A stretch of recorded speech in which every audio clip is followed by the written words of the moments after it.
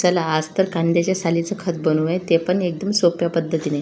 कांद्याच्या साली मिळाल्या होत्या ना, बघा खाली कांद्याच्या साली टाकल्या.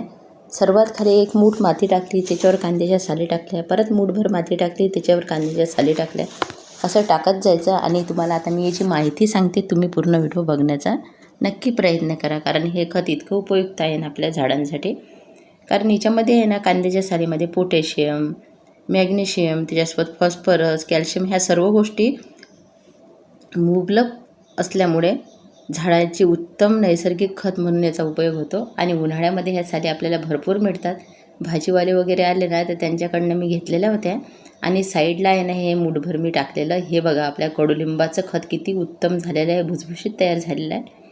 आणि इतकं छान खत असते ना हे, झाडांच्या वाढीसाठी, फुले येण्यासाठी, फळे येण्यासाठी नक्कीच मदत करते. आणि आपण असं बनवून ठेवलं ना, मूठभर खत आपल्या झाडांना टाकलं तर आपल्या झाडांची ग्रोथ झपाट्यानं होते. त्याच्यामुळे तुम्हीही कांद्याच्या सालीचा नक्की वापर करा. लिक्विड खत तर आपण बनवू शकतो, पण ते तेव्हाच्या तेव्हा द्यावं लागते. आणि आता बघा, हे कांद्याच्या सालीचं खत आपण जर बनवून ठेवलं तर हे आपण साठवून ठेवू शकतो आणि थोडं थोडं आपल्या झाडांना देऊ शकतो. अशा नैसर्गिक गोष्टीमध्ये उपयोग करून आपण आपले बाग फुलवू शकतो. आणि हे खतामध्ये आहे ना, भरपूर गुणधर्म असल्यामुळे आणि अशा पद्धतीने तयार केल्यामुळे हे खूप लवकर तयार होणार आहे. जवळपास 1 महिन्यातच आपलं खत तयार होणार आहे. शेवट मात्र अशी मातीचा थर लावायचा आणि नंतर मी तुम्हाला दाखवते हे तयार होण्यासाठी काय करायचं. कारण कांद्याच्या साली आहे ना, ह्या खूप अशा पातळ असल्यामुळे हे खतात रूपांतर लवकर होते. तुम्ही कुंडीच्या साईडनं सुद्धा थोड्याफार दाबू शकता किंवा एखादी कुंडी भरण्यासाठी सुद्धा उपयोग करू शकता. पण मी वेगळ्या पद्धतीने खत केलेलं आहे, कारण आपल्याला जेव्हा असं वाटलं फुलांच्या झाडांना द्यावं तर तेव्हा मी देऊ शकेल. बघा आता याच्यावर पाणी शिंपडून घ्यायचं. कोणतंही खत बनवण्यासाठी आहे ना, त्याच्यामध्ये एकदम कोरडेपणा नसावा. खत बनवण्यासाठी थोडी नमी अशी पाहिजेच असते. आणि बघा आता एखादा कोणतंही तुम्ही कापड घ्या, त्याच्यावर एखादी ईट वगैरे ठेवा, म्हणजे थंडावा राहील आणि खत लवकर तयार होईल. हे खत उत्तम पद्धतीने 10 दिवसातच मी बघितलं होतं, तर छान अशी तयार व्हायला लागलं होतं. बघा बकेट किती खाली गेली आपली, आपण वर ठेवलेलं होतं.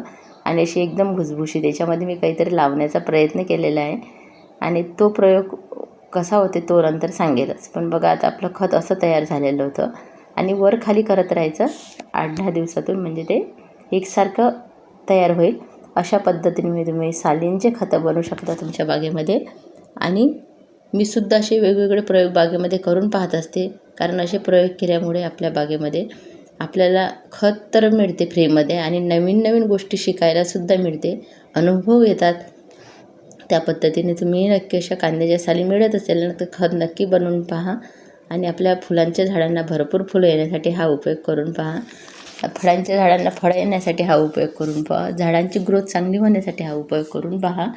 आणि कांद्याच्या साली आहे ना, या दिवसात भरपूर प्रमाणात मिळते. बघा मी दाखवते तुम्हाला, माती किती भुसभुशीत. अशा पद्धतीचे जेव्हा आपण कोणत्याही सालींचा खतामध्ये रूपांतर करतो ना, तर माती एकदम जास्त भुसभुशीत होते.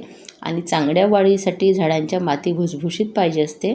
म्हणून आपण अशा घरगुती खतांचा उपयोग केला पाहिजे आणि बागेमध्ये केमिकल टाळलं पाहिजे.